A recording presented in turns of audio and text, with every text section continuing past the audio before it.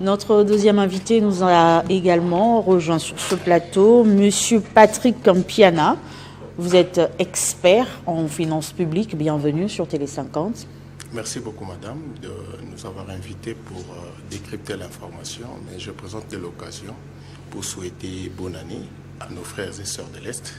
Vous savez, ce qui se passe, c'est anormal dans la partie Est de la République démocratique du Congo. Et à cette occasion, parce que c'est l'année qui commence, et c'est pour la toute première fois que je sois devant la presse, je présente aussi mes vœux le meilleur à Monsieur le Président de la République et à tous les membres du gouvernement, ainsi qu'à toute la République démocratique du Congo, y compris vous.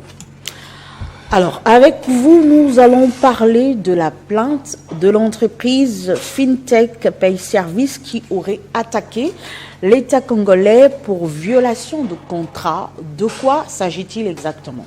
Bon, lorsque vous parlez déjà des FinTech Pay Service, en fait, c'est Pay Service Bank, le nom de l'entreprise attitrée, basée aux États-Unis.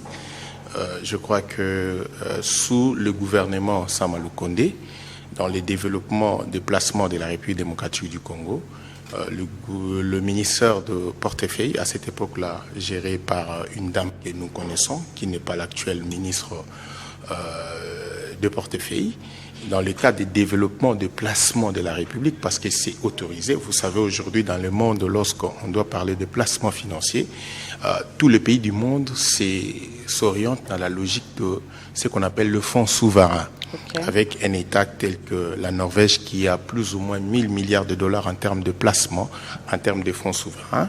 Même la banque Exim Bank de la China qui nous souvent vient en sapote en termes de financement de projets, c'est dans le cadre de fonds souverains chinois, parce que tout est parti des réserves d'échange, comme aujourd'hui nous pouvons parler de 8 à 7 milliards au niveau de la Banque centrale de la RDC. Ça signifie que nous pouvons aussi procéder par des financements, parce qu'on a déjà un fonds que nous appelons le fonds minier pour des générations futures, qui peut nous permettre aussi de prendre de tels engagements. C'est ce qui justifie qu'à cette époque-là, la ministre de cette époque-là a pris cet engagement, après avoir bien engagé les dossiers, parce que dans toute action publique, ça commence par un engagement. Et à cette époque-là, lorsqu'il fallait libérer notre participation dans cette banque qui est basée dans le FinTech, c'est-à-dire dans le procédure de paiement basé sur la technologie, que nous appelons aujourd'hui la technologie des blockchains avec les crypto-monnaies. Je ne sais pas si vous êtes au courant de ça. Tout s'est fait par des logiques matricielles, c'est de la mathématique pour permettre à ce que les opérations bancaires se réalisent en monnaie du fonds. Et lorsqu'il fallait maintenant libérer la participation de la République démocratique du Congo en 2024, je dis bien sous les gouvernements Sama Lukonde. C'est à cette époque-là, le ministre des Finances de cette époque-là, oui, si vous pensez que nous pouvons citer son nom, c'était M. Kazadi, dans la logique de la LOFIP, de la loi des finances publiques, dans son article 108, où il est bien dit que tous les engagements de la République démocratique du Congo, même en termes de placement, c'est le ministre des Finances qui prend le soin de liquider de tels engagements. C'est ainsi que le ministre, avant de procéder à tout acte de paiement, prend le soin de tout vérifier. Et lorsqu'il a procédé par ces vérifications, il se rend compte que la fameuse banque a un problème depuis 2023 avec la Fed, branche San Francisco. La Fed, c'est la Banque fédérale des États-Unis. Et vous savez, depuis 2001, madame, il y a ce qu'on appelle aux États-Unis les USA. Donc cette banque qui aurait accusé l'État congolais n'est pas elle-même crédible. Effectivement, parce que vous allez même vous rendre compte que cette banque-là, même ses opérations ne sont pas assurées. Donc, c'est-à-dire que nous, on ne doit pas prendre le risque d'évoluer avec une banque qui a déjà de plans avec la Fed. Si il faut faire le business avec une entreprise américaine, il faut toujours observer les USA Patriot Act. Cette loi de 2001 qui a été, après les attentats du 11 septembre, a été votée aux États-Unis pour lutter contre trois choses. Le blanchiment des capitaux, les financements du terrorisme et la corruption. Lorsque déjà une entreprise financière qui est déjà en difficulté avec la Fed, il faut protéger le pays.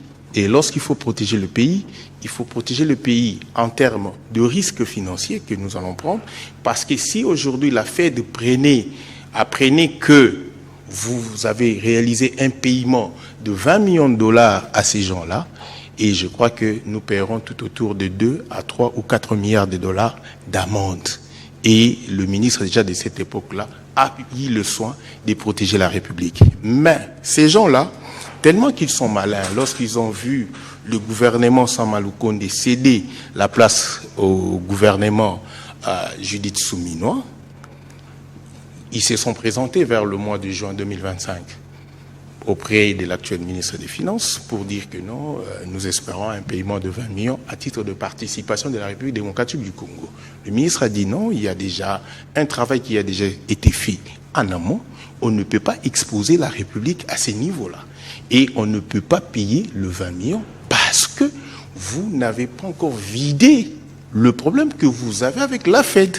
Mais non, donc, maintenant que cette banque attaque l'État congolais, est-ce que ce processus va aboutir ou pas? Aboutir dans quel sens? Ce qu'il faut savoir est que sur le plan international, la Banque mondiale a prévu des mécanismes. Lorsqu'il y a des problèmes, il y a ce qu'on appelle le CIRDI, les centres internationaux des règlements des différends d'investissement. Si et seulement si la RDC est fautif, c'est au niveau de CIRDI qu'il faudra aller présenter le dossier. Là, il y a deux chambres. Il y a d'abord, là il faut, avant de passer par l'arbitrage, pour que le dossier soit finalisé, il y a d'abord une chambre de concertation. Vous comprenez? Des facilitations entre la République et l'instance d'investissement qui semble être lésée par la République démocratique du Congo. Mais vous savez ce qu'ils ont fait? Ils ont payé la presse pour vilipender la République démocratique du Congo. Ils ont nommément cité des individus qui n'ont rien à voir avec la chaîne de la dépense. Si on doit citer certains noms, par exemple, Monsieur le Président de la République, il y a son directeur de cabinet qui n'a rien à voir. Et j'ai vu même l'ancien, le fils du feu Étienne Tshisekedi qui a été cité, et l'actuel ministre de portefeuille qui, à l'époque, n'était pas ministre parce que... Donc, le pays n'a rien à craindre par rapport à ces accusations de cette banque, c'est ça? Parce que déjà, au départ, elle n'est pas crédible, c'est ça? Non, c'est pas d'abord crédible, et ce qu'il faut retenir est que depuis que Félix-Antoine Tshisekedi est président de la République, la lutte contre la corruption, le financement du terrorisme et les blanchiments des capitaux, je crois que c'est au centre de l'action même gouvernementale, même de la vision, de la gouvernance de Félix-Antoine Tshisekedi étant que président de la République. Donc je pense que à ce niveau-là, si cette institution n'arrive pas à résorber le problème avec la Fed, je ne vois pas comment la République démocratique du Congo, au contraire, c'est à la République démocratique du Congo,